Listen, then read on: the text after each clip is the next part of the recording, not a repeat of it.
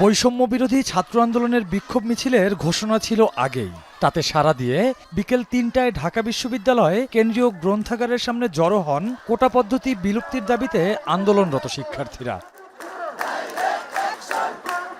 মিছিল নিয়ে ঢাকা বিশ্ববিদ্যালয় এলাকা ঘুরে Nilkhet, Eden college, Palashi, BUET, TSC হয়ে শিক্ষার্থীরা আসেন শাহবাগ চত্বরে।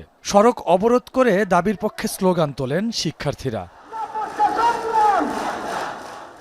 ২০১৮ সালে জারি হওয়া কোটা পুনর্বহালের দাবি করেন তারা। জানান, বৈষম্য বিরোধী ছাত্র আন্দোলনের ব্যানারে কর্মসূচি চলবে।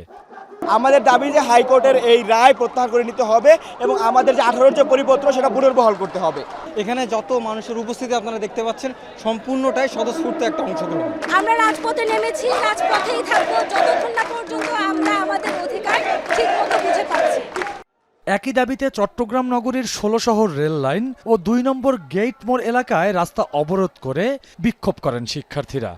কোটা প্রথা নামে একটা বৈষম্য সৃষ্টি করা হয়েছে, এই বৈষম্য থেকে আমরা মুক্তি চাই। প্রথম দ্বিতীয় শ্রেণী না, সবকিছুতেই কোটা সংস্কার চাই আমরা। আমাদের আন্দোলন চলতেই থাকবে যতদিন আমাদের দাবি মেনে নেয় ততদিন। রবিবার বিকাল ৩টা থেকে সারা দেশের সর্বাত্মক অবরোধ কর্মসূচির ঘোষণা দেয় বৈষম্য বিরোধী ছাত্র আন্দোলন। কলেজ এবং বিশ্ববিদ্যালয়ের শিক্ষার্থীরা নেমে আসবেন এবং বাংলা পকেট কর্মসূচিকে সফল করবেন। এবং যারা ঢাকার বাইরে শিক্ষার্থীরা আসেন তারা জেলায় জেলায় বিশ্ববিদ্যালয়ে মহাসড়কগুলো অবরোধ করবেন। এছাড়াও সারা দেশের শিক্ষা প্রতিষ্ঠানে ক্লাস পরীক্ষা বর্জন কর্মসূচি পালনের আহ্বান আসে কোটা বাতিলের আন্দোলন মঞ্চ থেকে।